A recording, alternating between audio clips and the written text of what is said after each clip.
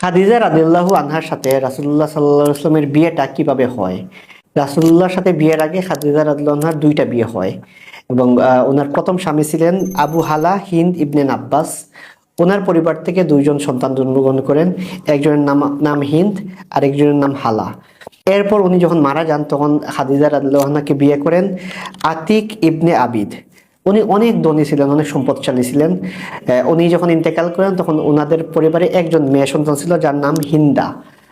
উনি খাদিজা রাদিয়াল্লাহু আনহার মেয়ে, তার মানে খাদিজা রাদিয়াল্লাহু আনহার সন্তান তিনজন।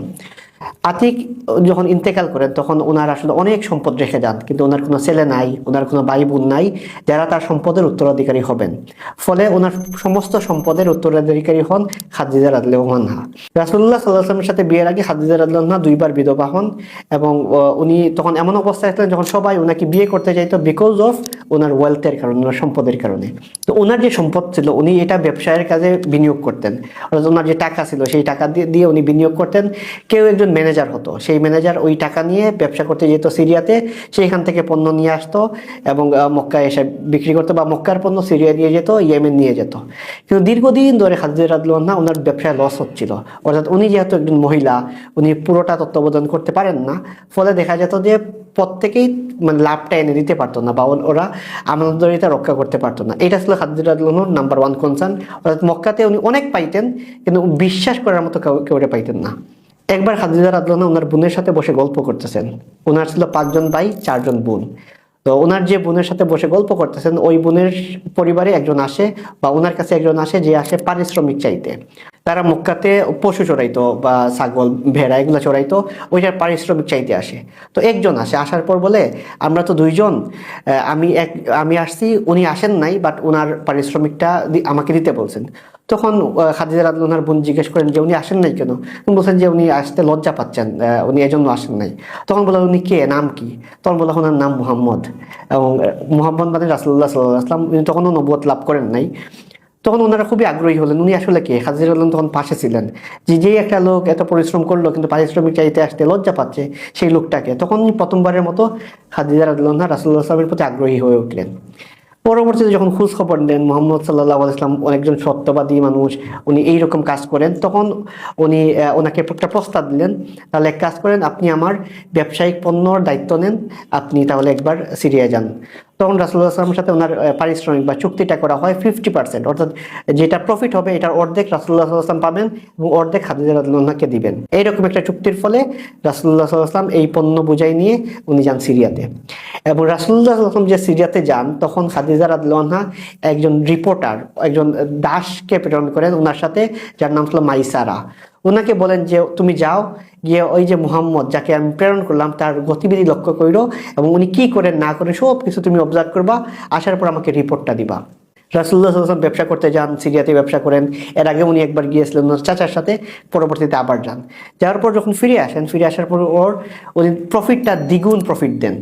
অর্থাৎ অনেকবার লাস্ট কয়েক বছর ধরে খাদিজা রাদিয়াল্লাহু আনহার বিজনেসে লস হচ্ছিল, আর রাসূলুল্লাহ সাল্লাল্লাহু আলাইহি ওয়াসাল্লাম যখন আয়েশা উনি ওনার বিজনেসের পুরো রিপোর্টটা দেন, দেখা যায় লাভ হইলো।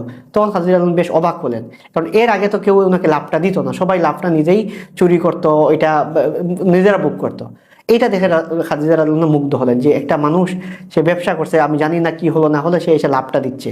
এটা একটা গুণ যেটা উনি ইমপ্রেসড হন। এবং তার অন্যতম কারণ ছিল, যদিও আমরা যদি বলি এখানে দুইটাই ব্যাপার, একটা হলো গিয়ে রাসূলুল্লাহ সাল্লাল্লাহু আলাইহি ওয়াসাল্লাম একজন ভালো ব্যবসায়ী ছিলেন যেখান থেকে উনি প্রফিট করে আসেন।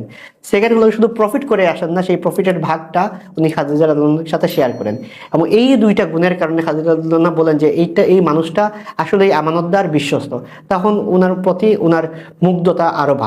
তখন উনি যান ওনার যে ওয়ারাকা ইবনে নওফেল ওনার সাথে, যেটা আমরা দেখি নবুয়ত লাভের সময়ও উনি ওনার কাছে পরামর্শ করতে যান, গিয়ে বলেন এই আমার দাস এসে এটা ওনার ব্যাপারে রিপোর্ট দিল যে যখন উনি যাচ্ছিলেন তখন ওনাকে মানে মেঘমালা ছায়া দিচ্ছিল, এরকম অনেকগুলা ঘটনা বলেন এবং ওনার রিপোর্টটা এরকম। তখন ওয়ারাকা ইবনে নওফেল উনি বলেন আমরা আসলে একজন শেষ নবীর আগমনের অপেক্ষা করতেছি, তো আমাদের কাছে মনে হচ্ছে ওনার যতগুলো লক্ষণ তুমি বললা এগুলো যদি সত্য হয়ে থাকে উনি হয়তোবা শেষ নবী হতে পারেন। অর্থাৎ খাদিজা রাদিয়াল্লাহু আনহা শুধুমাত্র একজন ম্যানেজার হিসাবে রাসূলুল্লাহ সাল্লাল্লাহু আলাইহি ওয়াসাল্লামকে পছন্দ করেন নাই, ওনার আমানতদারিতায় মুগ্ধ হন, ওনার সততা সব কিছুতে উনি মুগ্ধ হন। মুগ্ধ হওয়ার পর উনি বুঝেন যে উনি হয়তোবা শেষ নবী হতেও পারতেন। আমরা জানি যে খাদিজা রাদিয়াল্লাহু আনহা প্রথম মুসলিম ছিলেন। রাসূলুল্লাহ সাল্লাল্লাহু আলাইহি ওয়াসাল্লাম যখন নবুয়ত লাভ করেন তখন সবার প্রথম খাদিজা ইসলাম গ্রহণ করেন। এই যে ইসলাম গ্রহণ করেন, ওনার আগেও কিন্তু একটা ওনার ধারণা ছিল রাসূলুল্লাহ সাল্লাম নবী হতে পারতেন। তার অন্যতম এক্সাম্পল এই যে মাইসারার যে রিপোর্টটা, সেই রিপোর্টটার মধ্যে ছিল। তখন খাদিজা রাদিয়াল্লাহু আনহা ওনার বান্ধবী ছিলেন নাফিসা বিনতে মুনাব্বি, ওনাকে বলেন যে আমার তো ওনাকে পছন্দ হয়েছে, তুমি কি আমার পক্ষে ঘটকালি করা, যে আমাদের সময় যেটা দেখি যে ম্যাচ মেকিং ঘটকালি করা, এটা করতে পারবা কিনা? তখন নাফিসা উনি কনভিন্সড হন, ঠিক আছে আমি ট্রাই করে দেখি। নাফিসা গেলেন রাসূলুল্লাহ সাল্লাল্লাহু আলাইহি ওয়াসাল্লামের কাছে, গিয়ে জিজ্ঞেস করলেন যে তখন তো রাসূলুল্লাহ সাল্লাম তখন নবী ছিলেন না, তখন বললেন যে আপনি বিয়ে করতেছেন না কেন? তখন রাসূলুল্লাহ সাল্লাল্লাহু আলাইহি ওয়াসাল্লাম বললেন যে আমাকে বিয়ে করবে কে? অর্থাৎ উনি তখনও আসলে বলতে গেলে ইয়াতিম, এবং উনার আসলে ওই রকম ভাবে উনি ফিনান্সিয়ালি ফ্রিডম না, বা বিয়ে করার মতো অবস্থায় না। তখন বললেন যে যদি খাদিজা আপনাকে বিয়ে করে, তখন রাসূলুল্লাহ সাল্লাল্লাহু আলাইহি ওয়াসাল্লাম একটু অবাক হলেন যে খাদিজা উনি আমাকে বিয়ে করবেন? তখন বললেন যে ঠিক আছে আমি একটু কথা বলে দেখি না কেন। তখন রাসূলুল্লাহ সাল্লাল্লাহু আলাইহি ওয়াসাল্লাম শর্ত দিলেন যে আমার চাচারা তখন আমার গার্ডিয়ান, ওনারা যদি কনভিন্স হয়, ওনারা যদি মানে, তাহলে আমি বিয়ে করব। তখন নাফিসা প্রস্তাব নিয়ে গেলেন রাসূলুল্লাহ সাল্লাল্লাহু আলাইহি ওয়াসাল্লামের চাচার কাছে, তারা সবাই রাজি হলো এবং এই বিয়েটা হয়। বলা হয় থেকে ওই যে বিজনেস সফরটা ছিল, এই বিজনেস সফরের 3 মাস পর এই বিয়েটা হয়। অর্থাৎ বসরা থেকে রাসূলুল্লাহ সাল্লাল্লাহু আলাইহি ওয়াসাল্লাম যখন এই পণ্য বুঝাইটা নিয়ে আসেন, প্রফিট হয়, তারপর এই 3টা মাস খাদিজা রাদিয়াল্লাহু আনহা রাসূলুল্লাহ সাল্লাল্লাহু আলাইহি ওয়াসাল্লামের চরিত্র বিশ্লেষণ থেকে শুরু করে সবকিছু করেন, খোঁজখবর নেন, নেওয়ার পর বিয়ের প্রস্তাবটা দেন এবং এই বিয়েটা হয়। এই বিয়েটা পড়ান আমর ইবনে আসাদ, যিনি ছিলেন খাদিজা রাদিয়াল্লাহু আনহার চাচা। আর ওইদিকে হলো গিয়ে বিয়ের খুতবাটা পড়েন আবু তালিব, যিনি ছিলেন রাসূলুল্লাহ সাল্লাল্লাহু আলাইহি ওয়াসাল্লামের চাচা। এই দুজনের সম্মতিতে পরবর্তীতে বিয়েটা হয়। এবং আমরা একটা কমন একটা জিনিস জানি যে রাসূলুল্লাহ সাল্লাল্লাহু আলাইহি ওয়াসাল্লামের বয়স ছিল 25 বছর, খাদিজা রাদিয়াল্লাহু আনহার বয়স ছিল 40 বছর। কিন্তু ইতিহাসবিদদের মতে এখানে কিছু দ্বিমত আছে। কিরকম? রাসূলুল্লাহ সাল্লাল্লাহু আলাইহি ওয়াসাল্লামের 25 বছর ছিল, এটা সবাই স্বীকার করেন, কিন্তু খাদিজা রাদিয়াল্লাহু আনহার 40 বছর ছিল কিনা, এটা নিয়ে কয়েকটা মত পাওয়া যায়। ওয়াকিদির মতে খাদিজা রাদিয়াল্লাহু আনহার বয়স ছিল 40 বছর। অন্যদিকে বাইহাকি, ইবনে হিশাম, ইবনে ইসাকের মতে খাদিজা রাদিয়াল্লাহু আনহার বয়স ছিল তখন 28 বছর। অর্থাৎ রাসূলুল্লাহ সাল্লাল্লাহু আলাইহি ওয়াসাল্লামের বয়স তখন 25 বছর, খাদিজা রাদিয়াল্লাহু আনহার বয়স ছিল তখন 28 বছর। মডার্ন যারা সিরাত বিশ্লেষক, তারাও বলেন, এই মতটাও তারা অনেকটা প্রিফার করেন, এই কারণে যে একজন 40 ঊর্ধ্ব একজন নারী 40 বছর পর উনি কিন্তু রাসূলুল্লাহ সাল্লাল্লাহু আলাইহি ওয়াসাল্লামের 6 জন সন্তানের মা হন। তো এটা স্বাভাবিকভাবে অনেকেই বলেন এটা আসলে ইমপ্র্যাকটিক্যাল, এবং এটা যদি ওয়াহির কোনো বিষয় থাকতো যে এটা মানতেই হইতো, তাহলে তো আপত্তির কোনো ব্যাপার না। এটা একটা হিস্ট্রিক্যাল ফ্যাক্ট, এবং এই হিস্ট্রিক্যাল ফ্যাক্টটাতে অনেক আলেমগণ বা অনেক ঐতিহাসিক বলেন ওই সময় খাদিজা রাদিয়াল্লাহু আনহা বয়স 28 বছর।